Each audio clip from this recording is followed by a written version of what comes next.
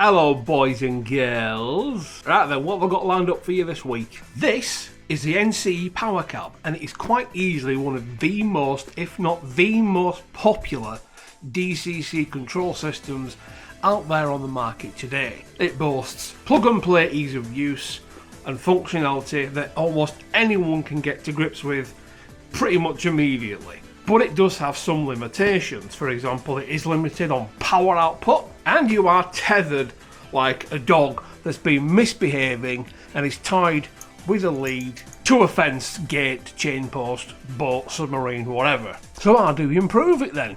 You've paid all your money for it, what do? You don't want to chuck it away, do you, and spend another £3,000 on a other system. So what can you do? This is Aegis. DCC Concepts created this thing just over a year ago now, and it's essentially an upgrade kit for your Powercab. What it allows you to do is you can pick track voltage. You've got a separately dedicated programming track you can use out of the box. You just hook it up straight away, and more importantly, it removes that tether and lets you roam around like a rogue of the night, wirelessly and free.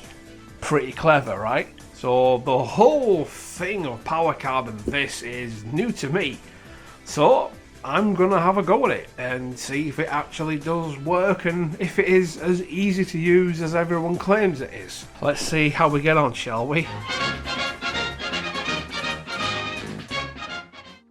Iron Horse Railways is proudly sponsored by SAWYER Models of Lee. There you will find quality used and new rolling stock from all the major gauges, all the way from Z to O gauge. They also carry an extensive selection of scenic items, including the WWS Scenic range, from static grasses all the way to grass tufts and all points in between. Of course, you can expect friendly service when you visit the store, but of course, if that's not your thing or you can't make it to the store, their website carries an extensive range of models and accessories from all the major scales. And thank you once again to SAWYER Models for being our sponsor.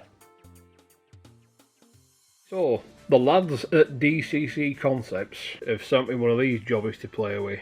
The Aegis system. Now, I've not mucked about with this before at a couple of shows, and it's a clever bit of kit. Essentially, it's a booster, a 5-amp booster, and a wireless adapter for a Powercab. I've also got a Powercab to play with for a little bit. As you all know, I use JMRI, so this is going to be a new thing for me, because for the past 4 years I've used my mobile phone to control my trains with, so this is really going to be interesting. Apparently in the box you get all the bits and pieces you need. This is the review sample, by the way, so this will be, you know, already used, so there we are. But it's all in there, all pretty clever. This is the power base unit, I believe. It's a hefty thing. That goes in there. That's your wireless adapter, which plugs into your Powercab, and you pair that with that, and then it works. Easy. Pair button there, job is good. I'm going to install it and have a play with it. Simple as that. Okay, yeah. If I encounter any nonsense or difficulty in the installation process, I'll whip the camera on and let you know. Otherwise, I'll turn it back on again when I'm ready to play with trains. But because I am a modern man, I'm actually going to read the instructions for this thing first. Now, to be fair with you, it's quite a thick book. There's a lot of things you can do with Aegis, but this bit here claims it's ready to use right out of the box with the Powercab. So I am going to try and install this easily and as efficiently as possible. You get these little things here, so the way I see it, I should just be able to put my track feed in here, my existing track feed, plug it in, and it should work. So let's try it out. But first things first, I think I'm going to need to charge this first.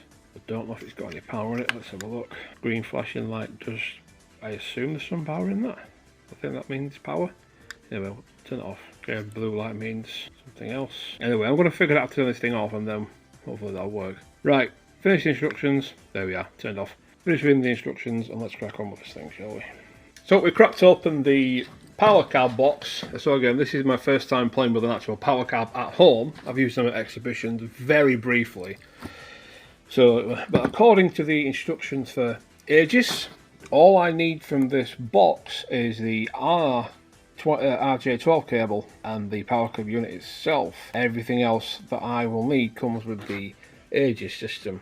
I guess this is why they call it a full DCC system, because, well, it is. You can just, if you've got a Powercab already, you can just keep this as spare or move it on or whatever, and then use the upgraded unit there, because that's got the 5 amp booster in it, so it makes perfect sense for running DCC sound locals. Right, enough stalling, let's try and get this wiring over on the layout. Okie dokie, so we're at the layout now, and all I've done is I've connected my track feed to the Aegis power base unit here.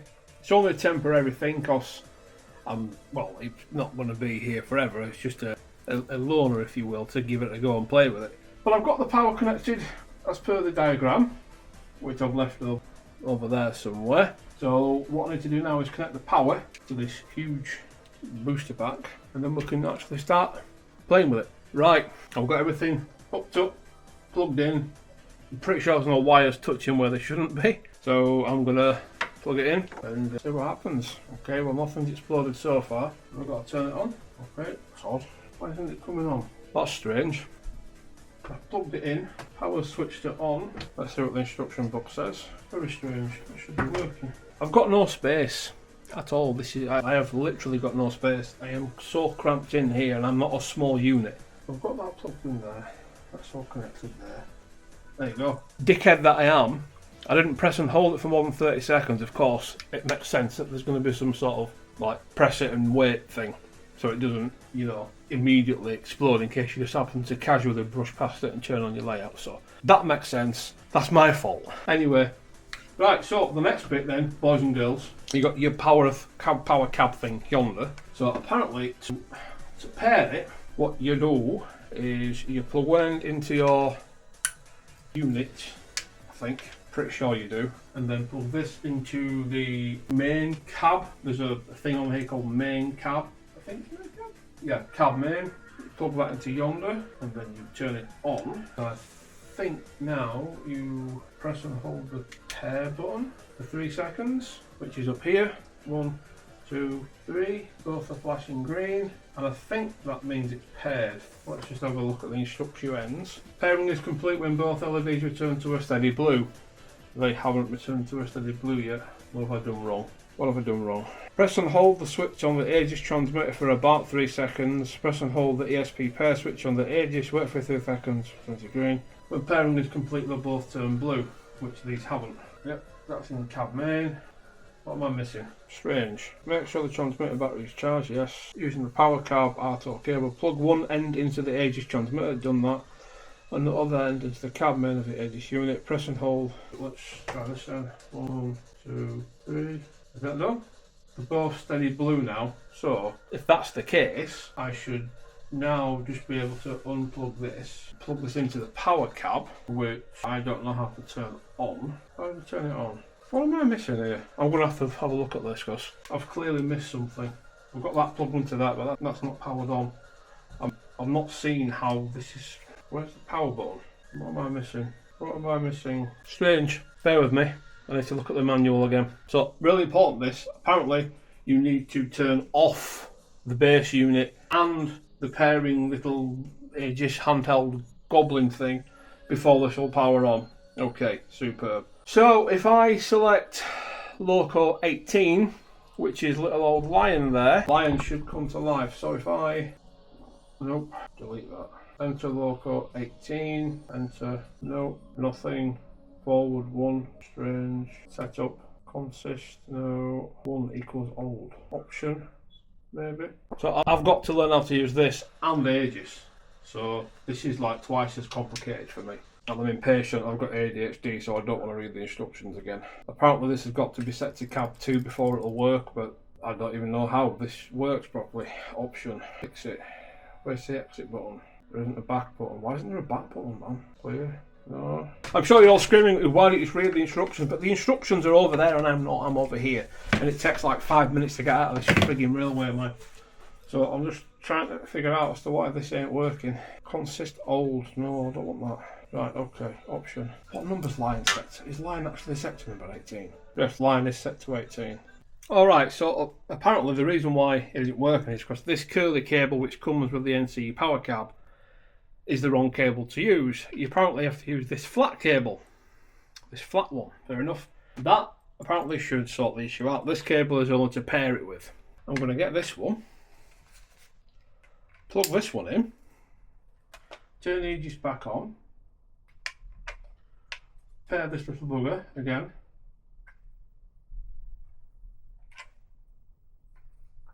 Wait for that to pair. So plug this in here. Okie dokie then. So that is powered on as normal. So if this has worked, select loco number 18. Apparently this should work. Hey! It has! Yeah! Yeah, man! That wasn't too bad. A little bit of a hiccup. I'm not sure if it was more my fault for not properly reading the instructions fully. The ADHD brain kind of stops that sometimes. We just want to get everything done yesterday. Go, go, go, go, go. Which has its advantages and disadvantages. Mostly disadvantages. But this is properly cool. So we can do direction reverse. And I don't know why I'm holding this. This is wireless. This has got a clip on it, so I can just put that down there. But you can see now, look. Lion doing its things. Very cool indeed. And I can't remember what the brake button is on this. That might be a problem. I didn't set the points either, which again isn't ideal. And then... Alright, so apparently you just type in 1, 2 and 3 and 4, not 0, 0, 0, 4, which is what I thought. So if I hit number 4 now then, and then do that. There we go. Did you hear that reassuring clunk then? That's because I glued. I ballasted the point, didn't I? And of course we all know when we ballast things just flaming stick to each other. So that is just a peach. Anyway, I'm really impressed with it. Yeah, okay, there was a few hiccups along the way, but I think that's more down to me just being a bit of a rush merchant and not taking my time and panicking and everything else. Ultimately, I've got to say that I think Aegis and the Powercab is a good combination. It really is, yeah. I mean, am I going to keep using it? I don't know. I'm well versed in JMRI. I like what JMRI does. It's a different way of doing model railways.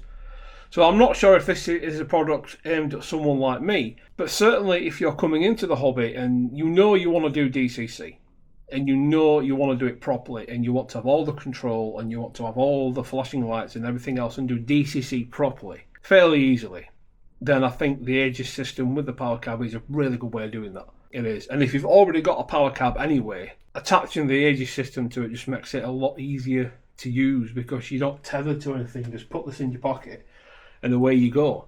You're wireless. And for someone like me, that's, well, you've seen how little room I have in the layout. I have nothing. This is both sides of the layout. This is it. This is maybe 2 1/4 foot. And I'm a large human being. So there's not a lot of space for someone like me in here. So if, like me, you've not got a lot of space, you want to better get around without tripping over wires and things, it's a great option, guys. So yeah, there we are. Cracking. Right then. So we've had a look at how easy it was, or wasn't, depending on your outlook on life, to set up Powercab with Aegis. Went over a few of the common things you might come across, because I came across them as a complete first-time user at home with Powercab and Aegis. I've used it for a couple of days now, got a different shirt on, so some time has passed, and I really do like the whole setup. But how is it compared to what I'm using at the minute, which is this thing? Engine driver, through my laptop, through JMRI, through Spro 3. Both systems have got their own advantages and disadvantages. For example, if I want to use this, I have to make sure the phone's charged, first and foremost. Open engine driver, connect to my JMRI railway, which has worked. Turn track power on, that worked. It's not connected, so no, it won't do. But you get the point. Then you select your loco. But this is not without its inherent problems. You probably have been mentioning this before, folks. I've come home from a long day at work and I've fancied winding down with the rousing session of playing with trains. And what's happened is my laptop decided to update itself during the night or during the day. And I've come home and it's not rebooted itself. It's off, turned off, not on at all. So I've then got to wait 5-10 minutes for Windows to boot its ass back up, get itself going again, connect, and then I've got to open up JMRI again. and then connect. So that can add unnecessarily, frustratingly annoying amount of time on to just having a quick running session. You might have 10 minutes before work or before nipping out. You just want to have a quick 10-minute session of maybe running a train round or just testing something quickly, and it becomes a headache then. It becomes a stress. And of course Sprog is just a basic system really.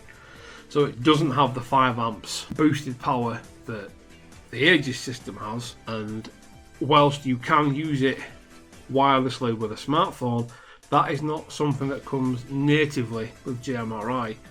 It does require you to have a smartphone available, and you have to download an app, and you have to pair it with your network and everything else, and there's all these extra steps.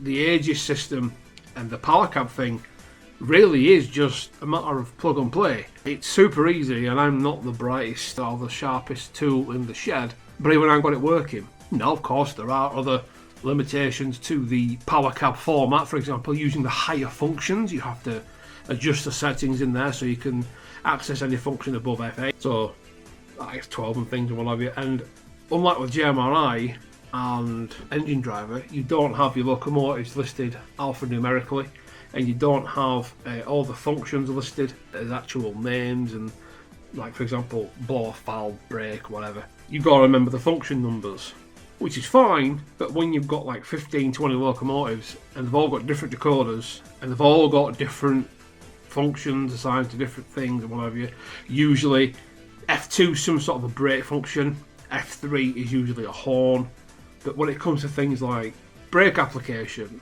uncoupling shuffle functions, and all the little sounds that drive the immersiveness of the experience, if you spend all this money, you really want to believe that you're operating the train or the locomotive, and you want to have the air release at the right time and the flange squeal at the right time, and it makes it a little bit harder to remember what all those functions are. But I would say that's probably the only real downside to having an actual proper system like Powercab, where you've got a physical controller in your hand with a proper haptic feedback rollerball, which does wear out eventually, but there's a sensor in there, you can just take it apart and replace it within like 15 minutes anyway, so it is infinitely repairable. Smartphones eventually do run out of battery, and their batteries don't last forever, and quite a lot of smartphones don't even have replaceable batteries. Now, even a basic tablet or smartphone's going to cost you between 40 and 80 quid, and that might last you 2-3 years, but it'll be slow. This particular one sometimes has issues recognising this, that there, look, just to prove my point exactly. It has trouble recognising when the screen's been touched. There you go, finally. So that is another barrier you have to overcome with this whole JMRI thing. Yes, it's a lot easier to mass read a decoder if there's a decoder definition already available for that particular decoder on the JMRI system. Great for installing a full page and looking through all the functions, but for changing a single function setting or reading a CV, it just is quicker. And because you've got the Aegis thing in there, you can have a separate feed going straight to your programming track, which can be on your own layout. It can even be a separate siding, which is something I'm probably going to implement actually. So you just drive the loco onto a separate bit of track, tell it you want to go on the programming track, and it adjusts the voltage and things to it. Yes, if you've got stay alives in there, that can cause some issues, so you've got to let the stay alive charge up properly and blah. But that aside, not a problem. Really enjoyable, and I genuinely enjoyed using the system. Now, you've probably seen how janky it is, just sort of perched on the edge of the table there. So I'm going to have to install it properly at some point, because I do see myself keeping this. I really might have to give Richard a call at DCC and just say, listen lad, you're not having this back, because this ain't coming home. So there we are, guys. Yeah, it was a review sample, but it's staying, and that means I'm going to have to pay for it. So yeah, that's a lot of money I'm going to have to find from nowhere. Hopefully you found this video enjoyable, folks, and if you have any questions about Aegis or Powercab, don't ask me. I only know the very basics. I know that I like it, and I know that it's super easy to use because I am a complete buffoon. So if I can use it, anyone can use it. And it's nice knowing that you've got the short circuit protection in there, you've got the natively implemented wireless, you've also got the boosted 5 amps, because let's face it, A lot of us are running really powerful trains these days, or even really old trains that require a lot of power to move, or the bigger scales. It's nice knowing you've got the power there on its own, and to get all that sort of power on your own, separate bits and pieces, can be quite expensive anyway. Then you've got to try and make it all work with what you've got, and that can be pretty confusing. And I know there's a lot of guys and gals out there that are really good with that sort of thing, and there's a lot of guys out there how to do it. That's fine. Not everyone's like that. I certainly aren't. So for me, having something this readily available and accessible, it's worth the extra cost. It's worth it because you've got that ease of use factor, you've got that comfort factor, and let's face it, you've got a decent warranty as well. So if anything does go wrong, you're properly covered. So yeah, I need to go. I need to make a phone call and get this thing paid for, because I need it in my life. I need the toys. Right, if you've enjoyed this, give it a like, guys. Share, comment, subscribe, all the usual jizzle jazzle. Don't forget to check out our sponsor, SAWYER Models, and I'll see you all very soon. And don't forget, if you're going to be at the NEC, look out for me, because I'll have with me special Iron Horse Railway cards, which you can take to SAWYER Models and receive 5% discount on any purchases, guys. So do bear that in mind. I'll see you all at the NEC. Take care. Bye bye.